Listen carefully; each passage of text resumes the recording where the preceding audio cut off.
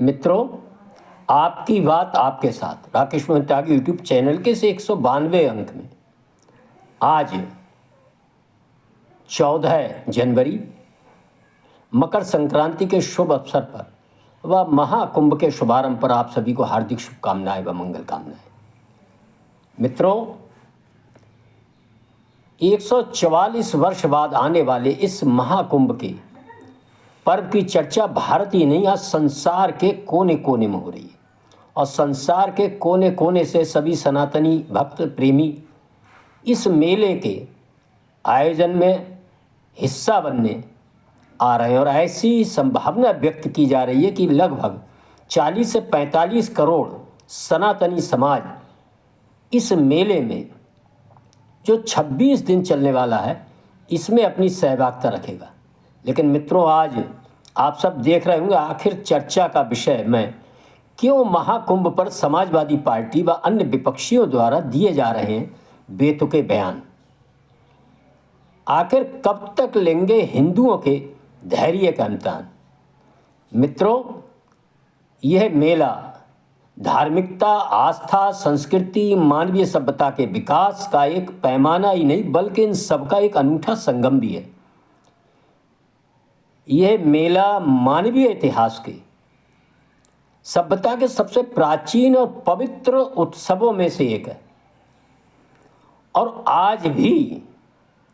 ये मानवीय इतिहास का प्राचीन समय से आज तक के किसी भी एक स्थान पर इतने व्यक्तियों के एकत्र होने और कोई उत्सव मनाने का यह एक बहुत सुंदर उदाहरण है। मित्रों, ये मेला 13 जनवरी 2025 से शुरू होकर 26 फरवरी महाशिवरात्रि वाले दिन इसका समापन होने जा रहा है और लगभग ये मेला जो ज्ञात इतिहास में 10,000 वर्षों से पहले भी अनवरत रूप से आयोजित हो रहा है। मित्रों, इस मेले की प्राचीनता के संबंध में मैं आपको एक उदाहरण के द्वारा बताने का प्रयास करूंगा कि 1,500 से 2,500 वर्ष पूर्व जब भगवान बुद्ध स्वयं इस धरा पर मौजूद थे तो उन्होंने भी कहा था कि कोई व्यक्ति जो मन मस्तिष्क से मलिन है, जिसकी आत्मा कुलुषित है, वह कितने ही कुंभ और संगम का स्नान कर ले लेकिन वह पापों से मुक्त नहीं हो सकता। मतलब उस समय भी कुंभ, महाकुंभ और संगम की महत्ता थी, ये भगवान बुद्ध के वचनों द्वारा प्रतीत हुआ है। मित्रों, इसी क्रम में 600 वर्ष ईसा पूर्व बौद्ध ग्रंथों में भी इस महाकुंभ के आयोजन होने का सूत्र और सूचनाएं मिलती हैं। मित्रों, कुंभ मेले की प्राचीनता पौराणिक इतिहास के अनुसार जब समुद्र मंथन हुआ था जिसमें देवताओं और असुरों ने संपन्न किया था और उसमें बहुत सी जन उपयोगी, मानवीय उपयोगी चीज़ें निकली थीं, कुछ अन्य चीज़ें भी निकली थी, लेकिन इसमें सबसे महत्वपूर्ण चीज़ एक अमृत का कलश निकला था जिसे पाने को जो संघर्ष देवताओं और असुरों में हुआ था और जब भगवान विष्णु उस अमृत की कुछ कलश को लेकर जा रहे थे, उस संघर्ष में कुछ बूंदें इस पृथ्वी पर छलकी थीं और वह 4 स्थानों पर गिरी थीं। वह 4 स्थान थे प्रयागराज, हरिद्वार, उज्जैन, नासिक। और मित्रों, इसी कारण इन 4 स्थानों पर ही कुंभ का आयोजन हुआ था। मित्रों, ये कुंभ एक प्राचीन आयोजन है और इस पर समय समय से भारत विरोधी, सनातन विरोधी, मानवीय विरोधी लोगों ने इस पर हमले भी किए हैं और इसका विरोध भी किया है। मित्रों, सन 1398 में तैमूर लंग जैसे बर्बर लुटेरे ने कुंभ में आए श्रद्धालुओं व भक्तों की ऊपर भयंकर अत्याचार करते हुए, हमला करते हुए 6,000 से 10,000 के बीच हिंदुओं की क्रूरतम तरीके से कत्ल किया, हत्याएं की थी। और कुंभ मेले का विरोध मुगल काल व अन्य इस्लामी शासनकाल में लोगों पर जो टैक्स लगाने का, जजिया कर लगाने का, वहाँ पंडे पुजारी ना आए, हतोत्साहित किए जाएं, उन पर भयंकर भयंकर कर लगाने का भी काम किया था, जिससे कि भारत की ये प्राचीन संस्कृति का प्रमुख त्यौहार ये बंद हो सके। मित्रों, लेकिन यह कुंभ का आयोजन कभी भी खंडित नहीं हुआ। इसी क्रम में अंग्रेजों के मेजर जनरल थॉमस हार्डविक ने कुंभ पर ब्रिटिश सरकार को पहली बार एक रिपोर्ट बनाकर पेश की थी और इस रिपोर्ट के आधार पर माघ मेला टैक्स 1810 से शुरू किया गया था। मित्रों, इस मेले की प्राचीनता का जो नवीनतम उदाहरण हम सबको मिलता है वह भी 1400 साल पहले का मिलता है कि किस प्रकार महाराजा हर्षवर्धन के समय चीनी यात्री ह्वेन त्सांग ने इसकी भव्यता, दिव्यता, विशालता के बारे में लिखा था और बताया था कि इस कुंभ के मेले में किस प्रकार भारतीय राजा, भारतीय महाराजा आकर अपनी सारी संपत्ति का दान कर पुण्य का लाभ प्राप्त करते थे और गंगा स्नान संगम पर स्नान करते थे। ये दृश्य उन्होंने बताया। और इसी क्रम में मित्रों, 302 ईसा पूर्व सम्राट चंद्रगुप्त मौर्य के समय भी यूनानी यात्री मेगास्थनीज ने अपनी किताब एक इंडिका लिखी है भारतीय अपने आने के जो वर्णन, जो सारा घटनाक्रम उन्होंने देखा था, उसमें भी इन्होंने कुंभ मेले का बड़े विस्तार से वर्णन किया है। और बड़े अंग्रेज हों, चाहे यूनानी हों, चाहे शक हो, हूण हो, तैमूर लंगो, ये सब बड़े आश्चर्यचकित थे जो भी विदेशी आए थे कि आखिर कोई ऐसा आयोजन इतने बड़े देश में बिना किसी सूचना के, बिना किसी आयोजनकर्ता की सूचना के एक निश्चित सुनिश्चित समय पे, क्योंकि इसका भी ज्योतिषीय आधार, ज्योतिषीय आधार की गणना के आधार पर कैसे लाखों करोड़ों लोग भक्त, जबकि आने जाने के साधन नहीं थे, बहुत दुरूह स्थितियां थीं, जंगली हिंसक पशुओं का भी भय था, सारी विपरीत परिस्थितियों, मौसम को से लड़ते हुए आखिर किस श्रद्धा भाव से प्राचीन समय से लगातार प्रति 12 वर्षों के बाद, 4 वर्षों के बाद होने वाले आयोजित कुंभों में स्थान की भी जानकारी ऑटोमेटिक उन्हें होती थी और वह सब एक भीड़ के रूप में एकत्र होकर इतने बड़े भव्य, दिव्य और विशाल आयोजन को सकुशल संपन्न कर लेते थे। यह सब दृश्य देखकर सारे विदेशी, चाहे ब्रिटिश हों, गोरे हों और वह अन्य मुगल कालीन साम्राज्य चलाने वाले लोग भी बहुत आश्चर्यचकित थे और भारत की इस महान संस्कृति के सामने नतमस्तक होने को मजबूर हुए थे। उन्होंने पूरा विरोध किया था, पुरजोर विरोध किया था, हिंसक विरोध किया था, हर तरह का विरोध किया था। लेकिन मित्रों, इन आयोजनों, इन मेलों के माध्यम से भारत किस प्रकार लगातार संस्कृति आगे बढ़ती रही। इस क्रम में चीनी यात्री फायहान ने भी 399 ईस्वी से 411 तक वाराणसी में रहकर इसका बड़ा सुंदर तरीके से कुंभ मेले के महत्व के बारे में वर्णन किया है। मित्रों, आप सब कह रहे होंगे कुंभ की महत्वता के बारे में बताने का और आज का जो प्रसंग का मैंने आपको बताया था, इसका क्या संबंध है। मित्रों, हम सबको समझ में आना चाहिए कि आखिर कुंभ किस प्रकार इस देश की आस्था, इस देश की सनातन संस्कृति और इस देश के भविष्य से जुड़ा हुआ प्रश्न है। इस वर्तमान कुंभ में के आयोजन में वर्तमान उत्तर प्रदेश सरकार, योगी सरकार एक बड़े धन 7.5-8 हजार करोड़ रुपए का जो खर्च हो रहा है और इतनी सुंदर व्यवस्था है, इसकी चर्चा पूरे विश्व में है। मैं ये नहीं कह रहा कि इस वर्ष यही सरकार कर रही है, इससे पीछे भी विगत समय में रही सरकारों ने अपनी ओर से पूरी तरह से इस आयोजन को सफल बनाने में कोई कमी नहीं की थी। लेकिन जो निजी रुचि और जो संस्कार और जो भक्ति भाव के साथ इस आयोजन को करने का काम वर्तमान मुख्यमंत्री योगी आदित्यनाथ जी कर रहे हैं, वह देखना एक वाकई कुंभ की महत्वता को दर्शाता है। आखिर क्यों नहीं इससे पूर्व की सरकारों के में रहे मुख्यमंत्रियों ने इतनी रुचि व इतने आदर भाव से, इतने भक्तिपूर्ण भाव से इस कुंभ के आयोजन को नहीं लिया। मित्रों, ये हम सबको समझ में आना चाहिए। आज के भारत व भारतीय समाज के बीच कुछ ऐसे राजनीतिक दल व उनके वंशवादी विचारधारा के आधार पर अपनी राजनीति करने वाले जो शरीर से तो भारतीय नजर आते हैं, लेकिन उनके दिमागों में तैमूर, बाबर और गोरे अंग्रेजों की विचारधारा का जो कीटाणु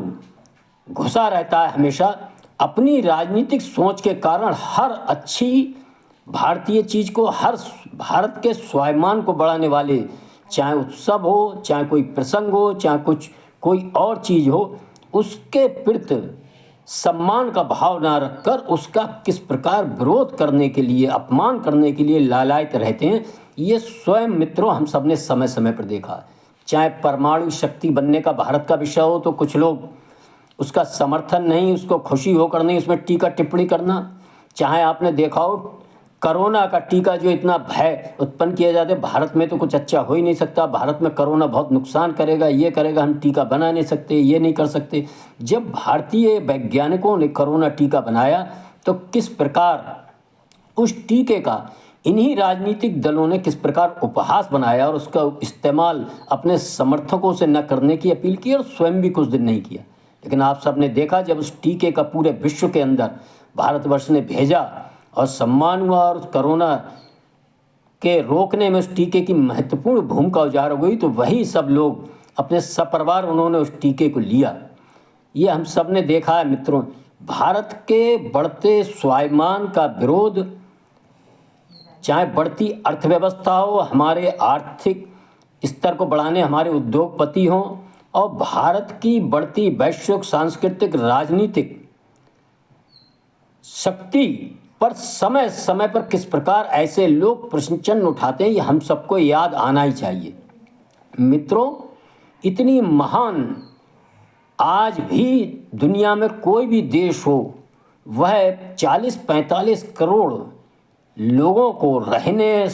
आने जाने, सफाई का, उनका ठहरने का, उनकी सुरक्षा का व अन्य व्यवस्था किस प्रकार संपन्न कर सकता है, किसी की बस की बात नहीं है। लेकिन ये भारतीय संस्कृति है, इसमें कोई वर्तमान सरकार या पिछली सरकार को नहीं, ये हमारे प्राचीन समय से ये आयोजन करने की हम सब में एक निश्चित ही हम में एक प्रखरता से मौजूद है ये चीज़, और उसी प्राचीन अपनी संस्कृति के आधार पर हम ऐसे आयोजनों को किस प्रकार सफलता से कर लेते हैं। जिस भारतवर्ष को बहुत बटा हुआ समाज, जातियों में, वन विभागों में, अन्य चीज़ों में, रंग के आधार पर, क्षेत्र के आधार पर, विभिन्न तरीके के आधार पर बांटने का लोग क्रम ऐसे राजनीतिक दल कर रहे हैं, वह देखकर हतप्रभ हैं कि आखिर कैसे गंगा माँ में एक तरफ जगत गुरु शंकराचार्य भी उसी धारा में स्नान कर रहे हैं, और उसमें ही आप देख रहे हैं अन्य लोग भी कोई सारे जातिगत सारे भेदभाव माँ गंगा की गोद में जाकर मिट रहे हैं, और एकाध संख्या 10-20 नहीं, करोड़ों करोड़, 2-2, 1.5 करोड़ लोग रोज गंगा स्नान करने का पुण्य प्राप्त कर रहे हैं। यह बांटने वाले लोग, काटने वाले लोग, भारतीय सनातन संस्कृति को मिटाने वाले लोगों को देखकर हजम नहीं हो रहा। वह किस प्रकार की टीका टिप्पणी कर रहे हैं कि गंगा में पुण्य प्राप्त करने, पुण्य और पाप पर चर्चा करने का काम कर रहे हैं, जिसका कोई औचित्य नहीं है। मित्रों, हर धर्म के अंदर व्यक्ति जब अपने सांस्कृतिक और अपने धार्मिक आयोजनों में हिस्सा लेता है और वहाँ स्थानों पर जाता है, तो वह निश्चित ही अपने पिछले किए कर्मों के बारे में प्रभु से क्षमा मांगता है और आगे ऐसा उनसे आशीर्वाद और प्रेरणा मांगता है कि वे आगे उन कर्मों को ना करे और नया जीवन बिताए। ये हर जगह है। आप देखेंगे चर्च में लोग जाकर किस प्रकार स्वीकारोक्ति करते हैं अपने कर्मों की। पादरी के सामने चर्च के अंदर जान, उनसे तो कोई नहीं पूछता कि भाई आप क्यों ऐसा कर रहे हैं। अन्य धर्म के लोग भी इस प्रकार अपने धार्मिक स्थलों पर जाकर अपने प्रभु से, अपने ऊपर वाले से अपने कर्मों की सजा को कम करने का करते हैं और ऐसे कर्म आगे न करने का एक विचार अपने मन में लाते हैं। लेकिन हमारे राजनीतिक दलों की ऐसी कोई हिम्मत नहीं कि उन लोगों के बारे में इस प्रकार की उपहास व उनके आयोजनों पर इस प्रकार की टीका टिप्पणी कर सकें। लेकिन मित्रों, ये सनातन समाज की समाजवादी पार्टी के, चाहे अखिलेश यादव हों, चाहे कांग्रेस पार्टी के लोग हों, इंडी गठबंधन के लोग हों, जिस प्रकार आप देख रहे हैं लगातार भारतीय संस्कृति, भारत की बढ़ती प्रतिष्ठा पर प्रश्न चिन्ह और उनका उपहास और टीका टिप्पणी करने का दुस्साहस केवल इसीलिए बढ़ता जा रहा है मित्रों, इसके पीछे कहीं ना कहीं हम सबकी एक लगातार मैं आपको इन YouTube चैनल के माध्यम से बताने का प्रयास करता हूं कि हम उनके राजनेताओं से, उनके नेताओं से चुनाव आते समय या वैसे भी आखिर इन पर पूछने का साहस नहीं करते कि आखिर आप लोगों की हिम्मत केवल हिंदुओं के पर्व और आयोजन पर कैसे पड़ जाती है, आप कैसे, यही प्रश्न इसी प्रकार की भाषा में अन्य धार्मिक लोगों से क्यों नहीं पूछ पाते। मित्रों, आज आप देख रहे हैं सारे सांस्कृतिक रूप से, चाहे वो बौद्ध हो, जैन हो, सिख हो, चाहे अन्य धार्मिक उनके वो सिस्टम हो, चाहे आश्रम हो, चाहे अखाड़े हों, सब लोग इस महाकुंभ के आयोजन पर अपने अपना शिविर लगाकर वहाँ कल्पवास कर रहे हैं और उनके भक्त भी सारे वहाँ जुट रहे हैं, आ रहे हैं। होना ये चाहिए था कि वास्तव में कोई व्यवस्था में कमी कहीं दिखती, विपक्षी दल के नाते उसको उन्हें मालूम है कहाँ किस प्रकार से कहना है, वो कहना चाहिए था, ना कि उनकी आस्थाओं पर, कुंभ की आस्था पर और सनातनियों की आस्थाओं पर जो गंगा स्नान करने वहाँ जा रहे हैं उन पर टीका टिप्पणी व उपहास। इसका एकमात्र कारण यह है कि धैर्यवान सनातनी समाज बहुत धैर्यवान होता है और वह इन चीज़ों पर मुखर होकर विचार अपने व्यक्त नहीं करता है। मेरा अनुरोध है कि हम सब इस प्रकार के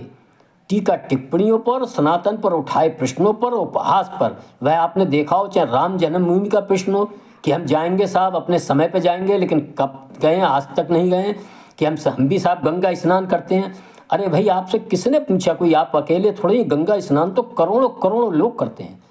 किसी ने किसी नहीं पूछी। ये तो एक आस्था का अपना प्रश्न है, लेकिन किस प्रकार ये हिम्मत कर पाते हैं, इसके पीछे कहीं ना कहीं हम सब इनसे, इनके नेताओं से, इनके कार्यकर्ताओं से स्थानीय स्तर पर नहीं पूछ पाते कि भाई आपकी कैसी राजनीति है, आखिर आप क्यों हिंदुओं, सनातन और भारतवर्ष के बढ़ते सम्मान के प्रश्नों पर आखिर आप अगर समर्थन नहीं कर सकते तो मौन तो रह सकते हैं, लेकिन मौन न रहकर किस प्रकार वो विरोध करते हैं और उपहास करते हैं, ये हम सबको समझ में आना चाहिए। मेरा आप सभी से अनुरोध है कि इस मकर संक्रांति के पर्व पर सूर्य दक्षिणायन से उत्तरायण आने के इस क्रम में हम भी अपने विचारों में संक्रांति लाएं और अच्छी बातों का, अच्छे संस्कारों का, समाज में होने वाले अच्छे घटनाक्रमों की चर्चा करें। ऐसे लोगों का विरोध करने वालों, उपहास करने वालों के बारे में को जाने, पहचाने, समझें उनके मनन को। किस प्रकार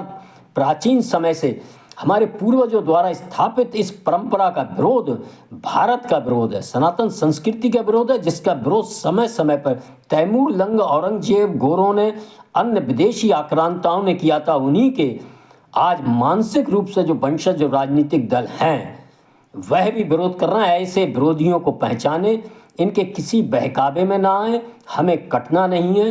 बंटना नहीं है और मिटना भी नहीं है। इसी से आशा विश्वास के साथ भगवान भास्कर हमको इस संक्रांति काल में अच्छाइयों की ओर चलने की ओर प्रेरित करें। एक बार मेरा पुनः आप सभी से अपील है कि हम सब इस कुंभ मेले में अपनी सहभागिता